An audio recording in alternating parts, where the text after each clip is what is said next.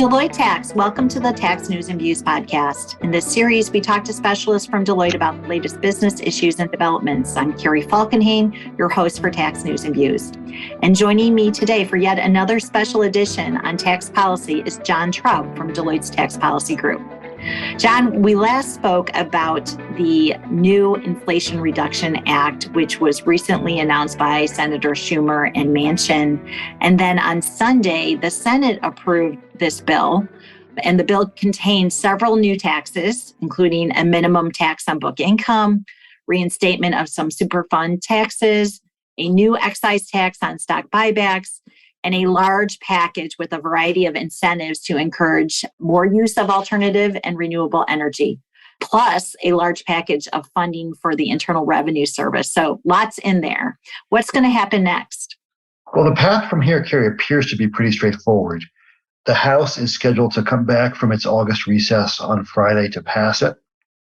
And at this point, it certainly looks like Speaker Pelosi has put the House in a position where it's, even with her narrow majority, she'll be able to pass it. We will know for sure, obviously, on Friday afternoon, but that appears to be the last hurdle in the way of President Biden signing this into law. And when we last talked, this announcement, right, was somewhat of a surprise, right, in terms of advancing this large tax and spending bill.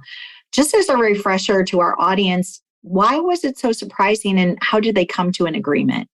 So it was a big surprise because Senator Manchin had expressed concerns about the size and scope of the House-passed package. The House passed their version of a bill then known as Build Back Better back in November of 2021.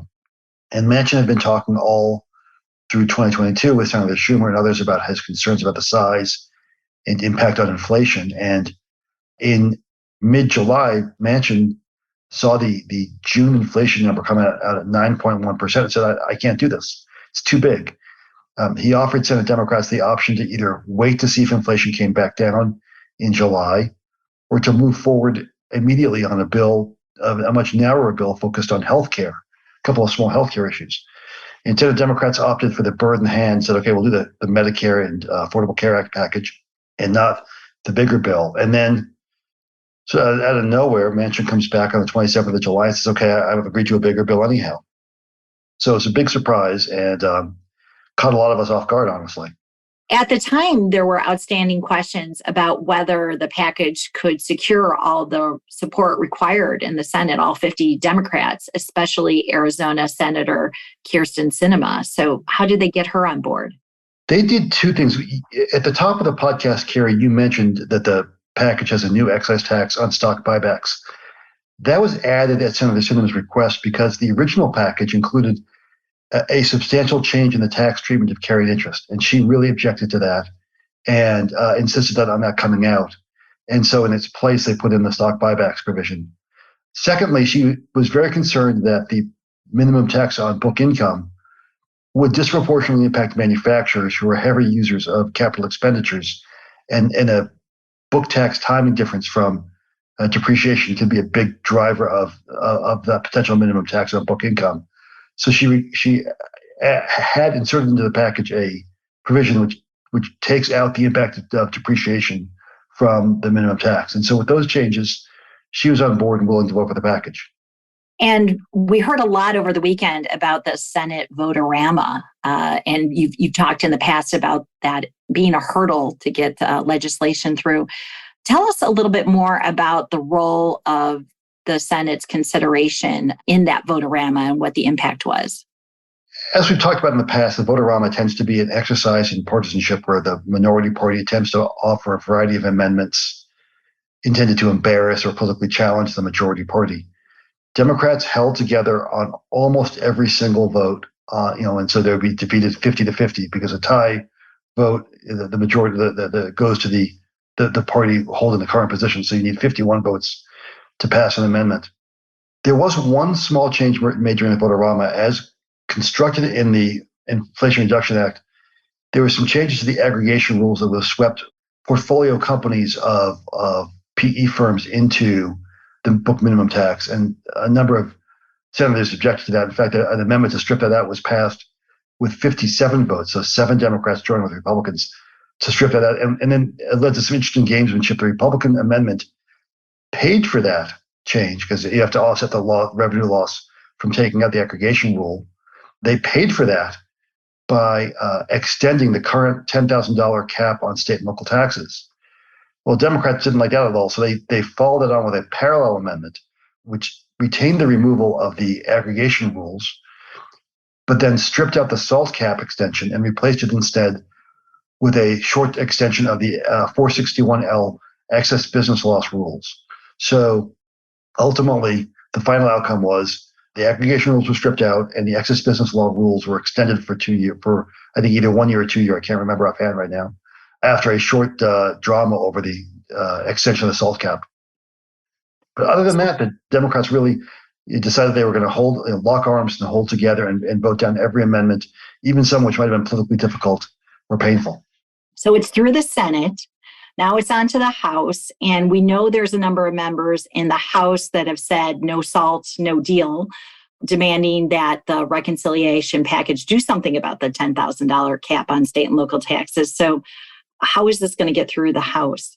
Well, it's interesting. Obviously, if that original aggregation amendment that extended the SALT cap for 2 years would have passed or been retained, that might have been a problem for House passage. But following Senate passage of the bill, which didn't touch SALT, most of the SALT caucus members have said, that's fine. We were really worried about a bill that was going to increase taxes on our constituents and not deal with the SALT cap. So we are going to be pretty happy to vote for a package that does all these great things we like in the green energy space, et cetera.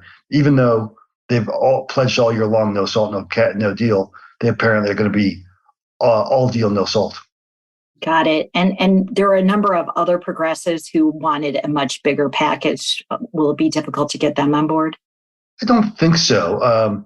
They've generally been saying the right things about it from the Democrats' perspective. We did see during the vote-a-rama, Senator Bernie Sanders, probably the leading progressive in the Senate, offer a number of amendments to try to expand the package to deal with issues like expanded access to child care credits, et cetera. And his amendments generally were defeated on a vote of 1 to 99, meaning every other Democrat, even very progressive members like Elizabeth Warren, voted against him because they wanted to keep the deal intact and not muck it up. So we've mostly heard positive things from progressives in the House, and I have no reason at this point to think there'll be a late backlash of them complaining it doesn't do enough. So we should know more later this week. Will that be it for tax legislation this year? In particular, is there any prospect for Congress addressing the new Section 174 rules on R&D capitalization? We think this is probably it for legislation until after the election. We think at this point, Congress will really slow down. They had a very big burst of energy in July, passing a veterans health care bill, the CHIPS Act. They passed some gun legislation. They added NATO and added Sweden and Finland to NATO, and now are completing action on the Inflation Reduction Act. So they had a very productive June and July and early August. And now I think they'll take the month of August off, or the rest of the month of August off. They'll have a short September session to do appropriations bills before the end of the fiscal year, and then leave for the elections. And so the question becomes, what happens post-election in a lame duck session? And had you asked me 2 weeks ago, I would say things were lining up really well for Congress to have a pretty robust lame duck session in which a bunch of outstanding issues get resolved, including 174, retirement security, other extenders. But it's fair to say there's some very bad blood among Republicans about how the Inflation Reduction Act was rolled out, and a feeling that they were misled about Democrats' intentions and how it affected the passage of the CHIPS Act, for example.